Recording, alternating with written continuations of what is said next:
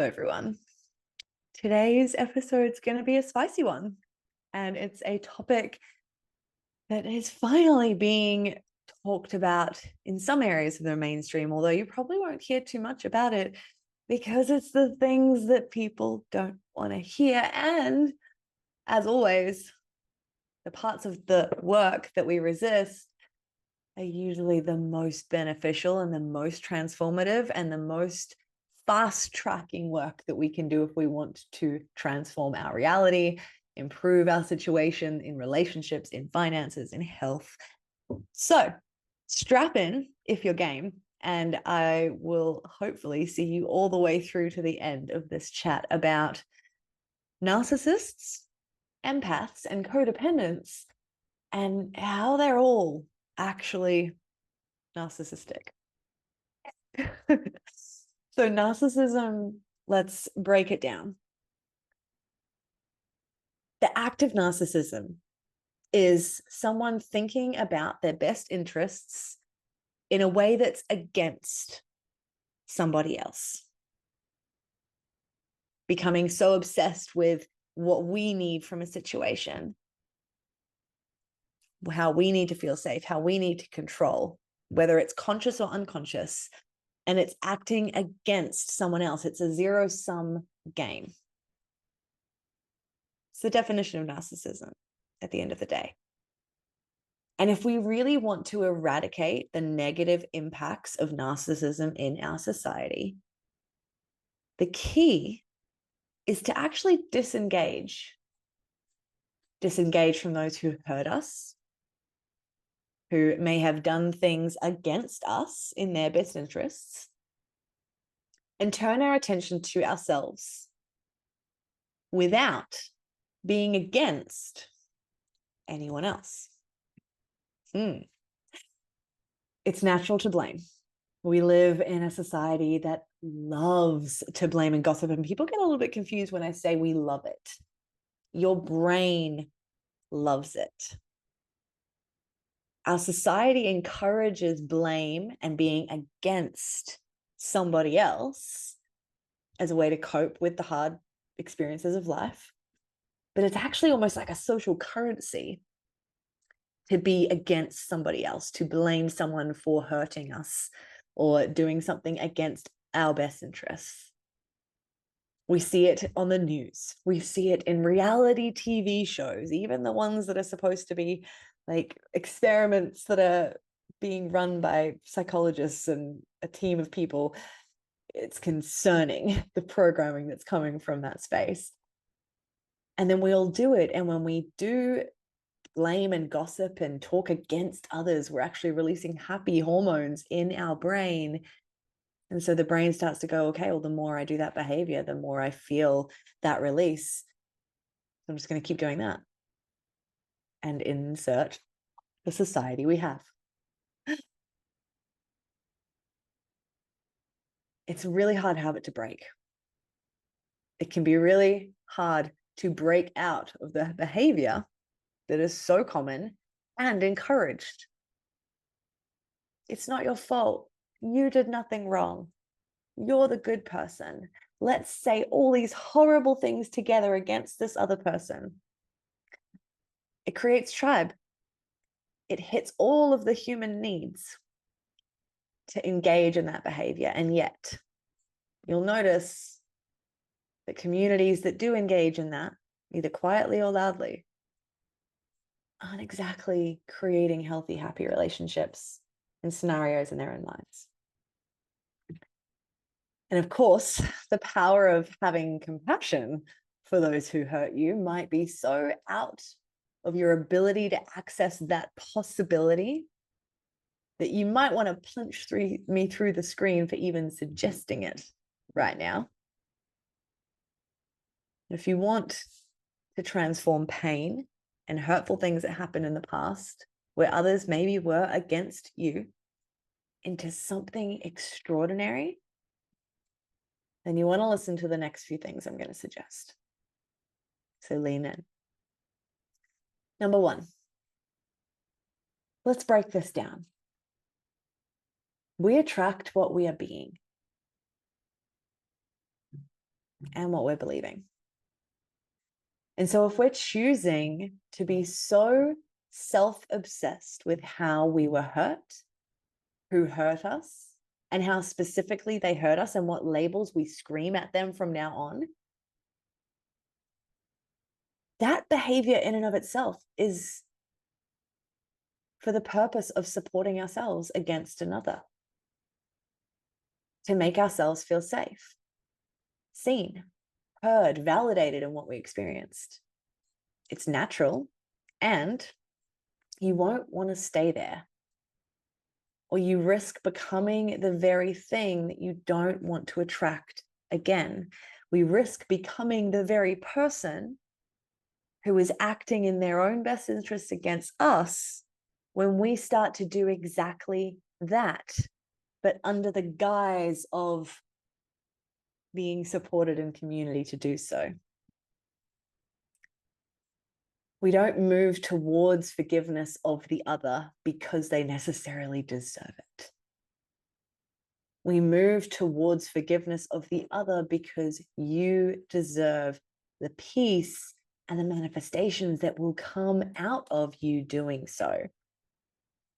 So can you recognize all the things that you might need to detach from to stop you from being the very manifestation of my best interests against somebody else?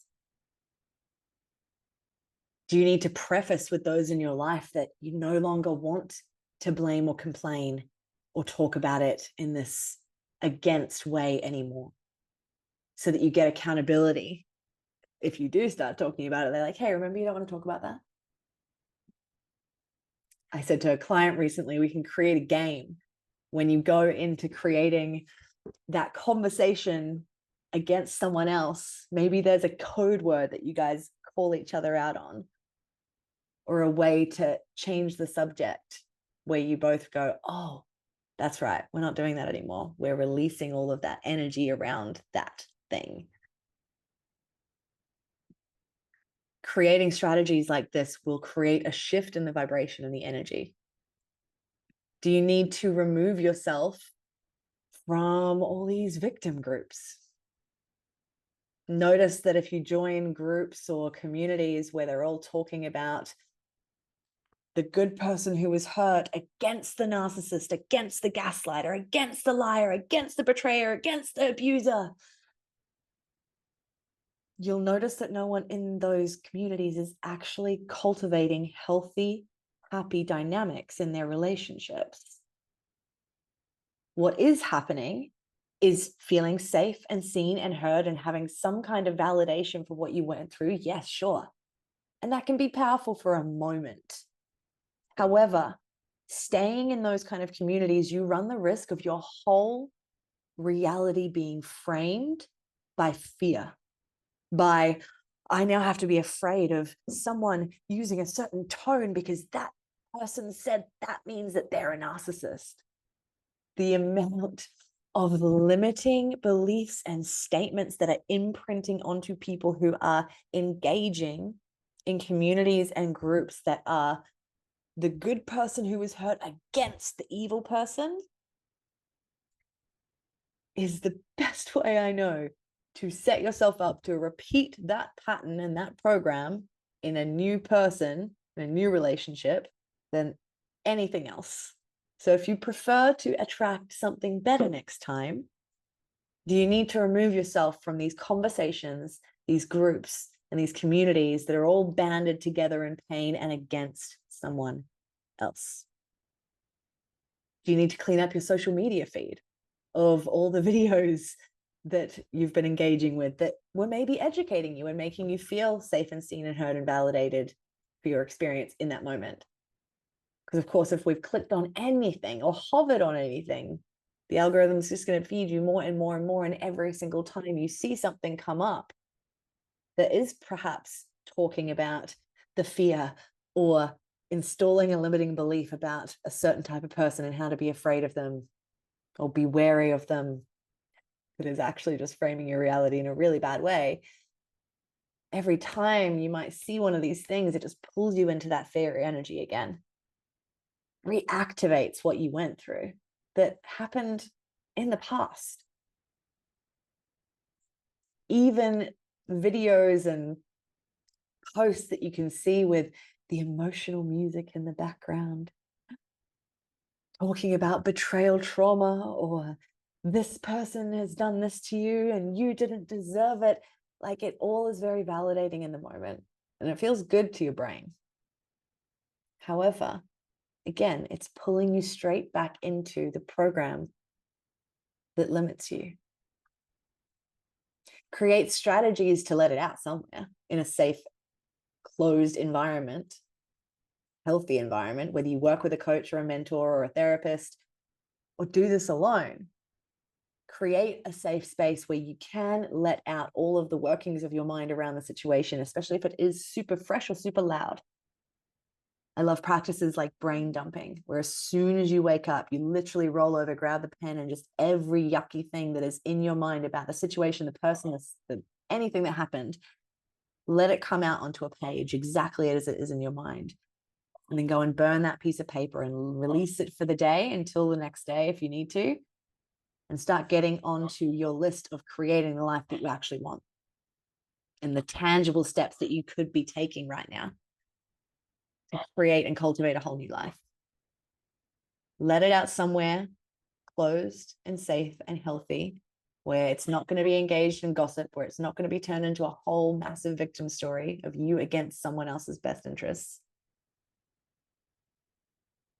And then start taking steps towards the person you want to be and the life you want to cultivate. The next layer of this,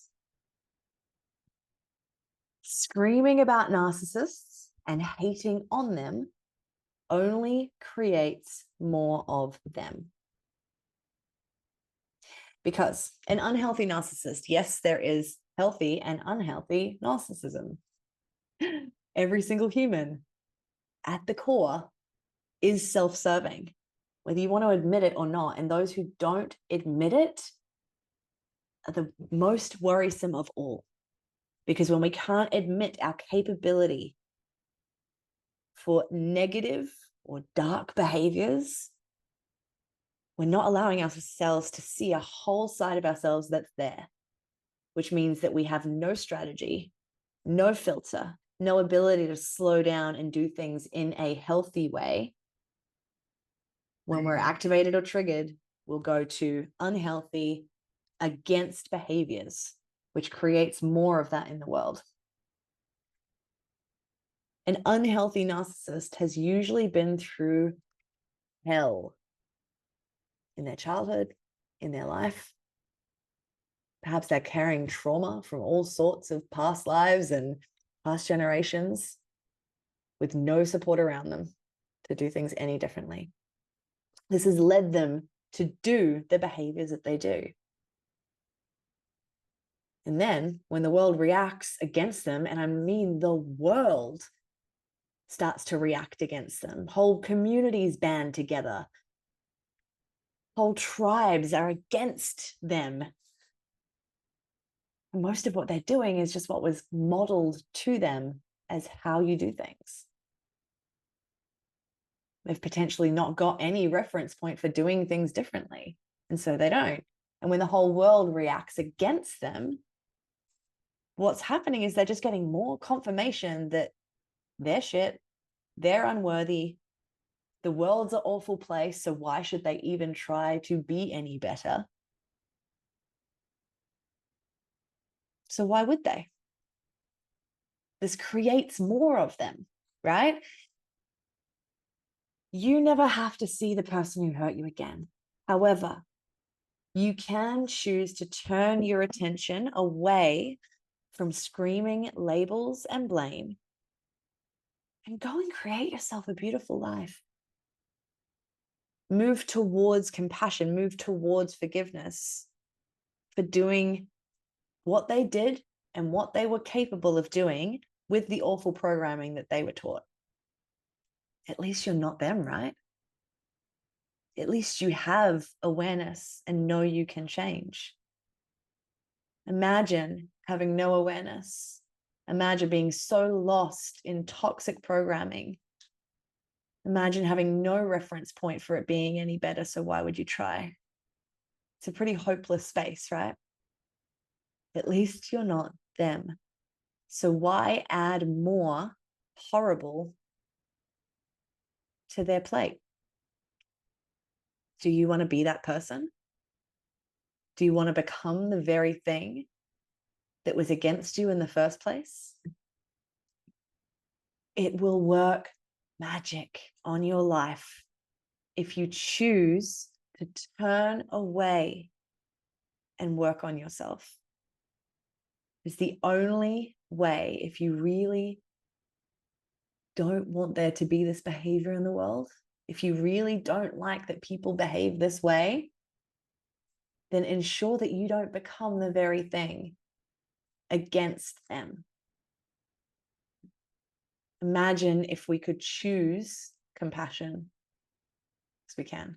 Imagine if we could choose turning away and not blaming and hating against someone because we can. You just don't get that quick hit and that confirmation of being part of a tribe by doing so. But you do get happiness and peace and joy and better people magnetizing into your life. Can you be a big enough person to drop into that person's experience, to learn or recognize how they are doing the best they can with horrid programming they got? When we do this, we not only release resistance to that person, which they feel as something different to what they are used to being treated as, or rejected as, or pushed away as. And even that can light a path that there is a better way, that they could show up better and differently so that they don't do this to other people. But we change how we view and process the world by doing this, which means we'll be less likely to have issues in the future relationships when we aren't focusing all of our energy on how everyone who does certain behaviors or acts in certain ways are horrible. Because what we focus on is what our brain is going to find more evidence of in the world. And our brain sometimes finds evidence in relationships or friendships or situations of these horrible things from teeny tiny tidbits of data and information from the person in front of you, even if that's not what's happening at all. This is one of the biggest things that breaks down new relationships, is that if we've chosen to focus so much of our energy against our ex, against the people who hurt us, against the parents who might have traumatized us, when we've been so in that bubble of against for our best interests to feel safe, to feel validated, to feel supported, to feel seen in what we went through, then the brain is going to do anything it can to find evidence of that still existing, even if you come into a beautiful, healthy relationship. And every person who stops adding to this fire that is all the nice people who were hurt against the vicious narcissists, the more the issue will dissipate. Can you choose to heal for you and for them? And that healing won't be encouraged by a lot of these communities, which is why step one is to remove yourself from the bubble, from the echo chamber of pain, and create a sanctuary around yourself so that you can create space to move forward. And the third part of this is a couple of questions that you can ask yourselves as an anchor. Because while we can create a really great new space for us to do this work, there's always going to be someone who wants to have that toxic conversation, to talk about blame and to shame that person because maybe you've done it with them in the past. And each of those moments can be an opportunity to pull you back into the old self, into the old program, into the thing that's only going to keep you limited and stuck. So these questions can be powerful to re-anchor yourself. as you create this new belief system, this new program, this new behavior that you get to do to improve your life and to start reducing the amount of this bad behavior that's happening in the world, if you choose to be that powerful, because you are. Am I doing this for me that will also benefit all involved? Or am I doing this for me with no care or consideration of what it does to others? We call this checking ecology. I'm going to repeat it again. Am I doing this for me that will also benefit all I'm involving? Or am I doing this for me with no care or consideration of what it does to others?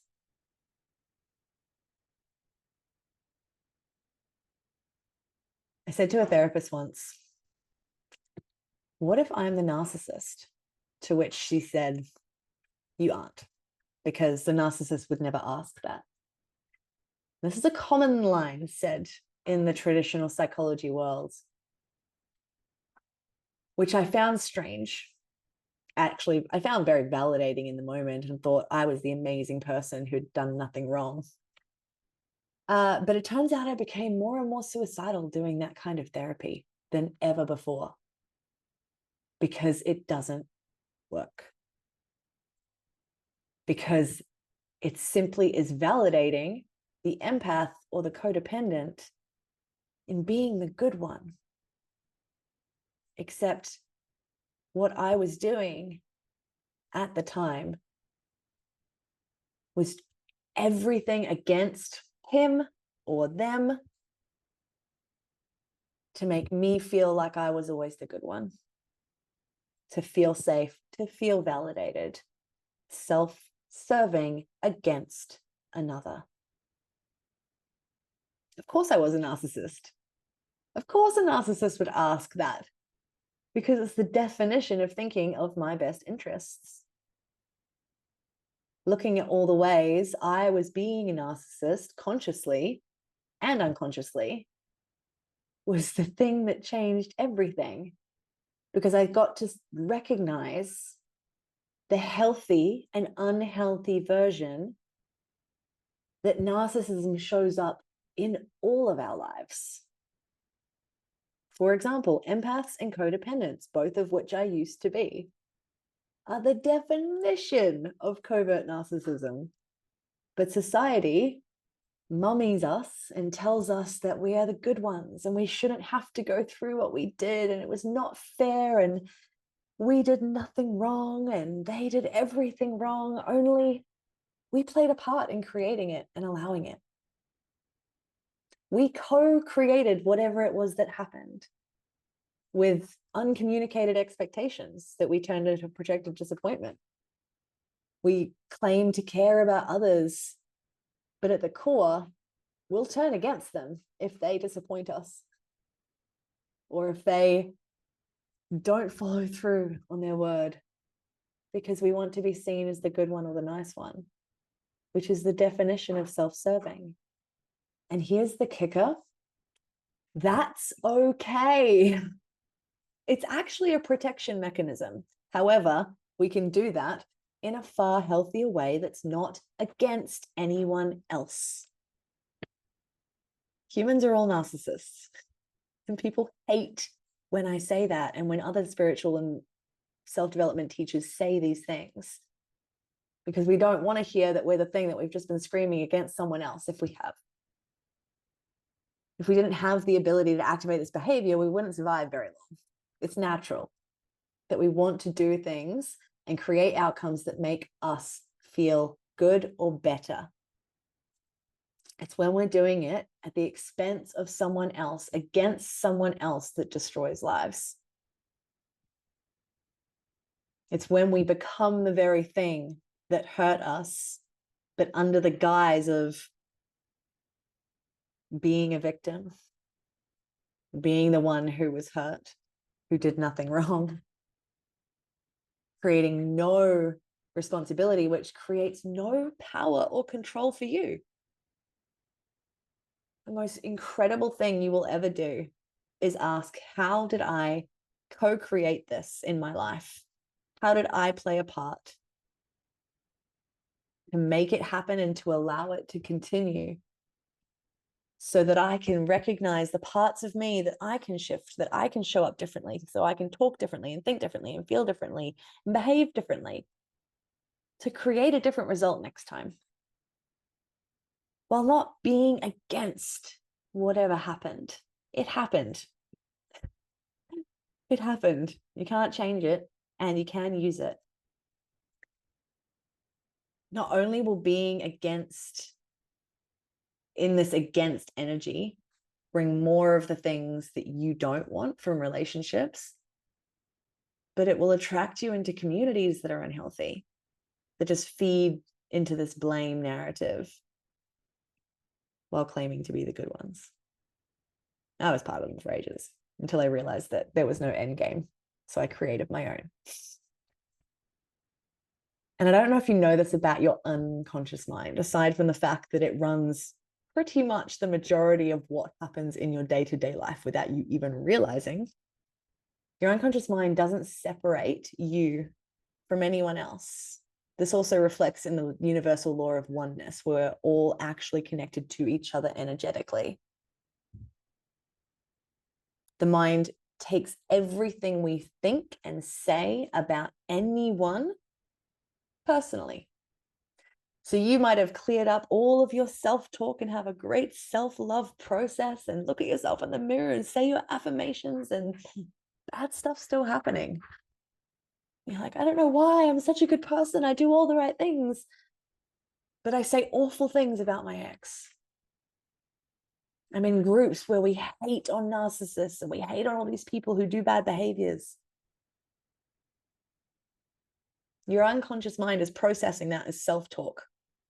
Your unconscious mind is processing that as self-programming, creating a reality in your mind which finds evidence of that in your physical reality of that. So being against another human being means you're against yourself, and you're programming yourself to be against yourself. Which forms and shapes your reality and your relationships and your environment and everything you see evidence of. It's a hard word, and it's hard work. And it's the work that many hate when we start it. And yet it's always the key to fast track through whatever it is that ails you. It's the key for each and every one of my clients and friends and family, and the breakthroughs that they have had in all aspects of their life over the years. And of course, mine. Quick story. One of my biggest breakthroughs was also one of the most horrible and challenging that I've ever navigated in my mind and in my life. I was seeing someone for a while who was very great at presenting a certain version of self to me. We even had at-length conversations about exclusivity and what we both needed and wanted and how we were going to spend time together in the future and all the good things. It seemed like I'd done the work and it was all going really well. Unfortunately, it turned out that a lot of the things we talked about were in one ear, out the other for him. I came out of the scenario feeling torn to pieces mentally and physically, jumping to conclusions and going, well, he was gaslighting me. He was a narcissist. He was lying to my face. I went deep into that shadow, and there was an opportunity to join all the groups and scream to the world about how he was this horrible person who did these horrible things. And while his behavior sucked, and it wasn't great, and it doesn't excuse it, I asked myself the question, if I think that he's a liar, how am I also lying? Because I've somehow attracted this and co-created it. If I think that he was gaslighting me, where do I gaslight? We can only be gaslit if we're already in some way gaslighting ourselves. How am I a narcissist? This is when I finally asked myself the question. I dumped the psychologist and started doing the real work, which created huge shifts in the space of weeks instead of the year and a half that I spent in monthly therapy, becoming more and more suicidal.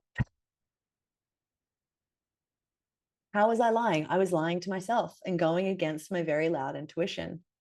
While the smokescreen of the experience sitting in front of me was beautiful and all the things I'd ever wanted in a relationship, my intuition knew. I saw certain red flags. I even remember hearing things come out of my mouth that I was like, wait, I shouldn't have said that because I feel more than that. I want more than that. I was lying to myself. How was I gaslighting? I was gaslighting myself. For anyone who is a secure attached person, so if you've done your attachment styles, there are many different types, and I'm a secure attached from the beautiful model that I've had from a great family. And unfortunately, it has its downsides because I gaslight myself into believing that people are going to follow through on their word, not considering that they might have a totally different attachment style to me and have different behaviors and installations of what relationships are in many different ways. I just assume and tell myself and gaslight myself that it's going to be amazing, even when the signs start to show that it's not.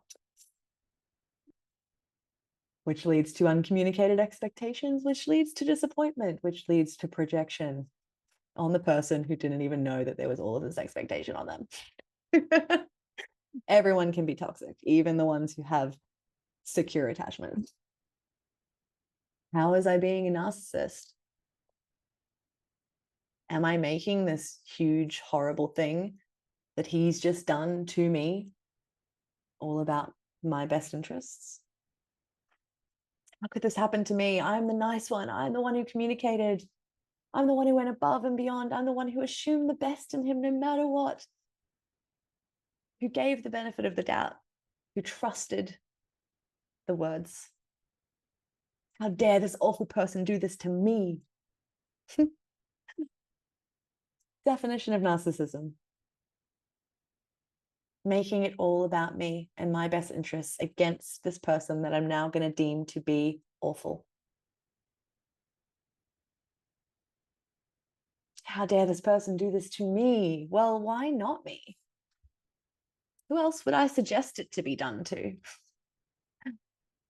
At least now I know how to alchemize it.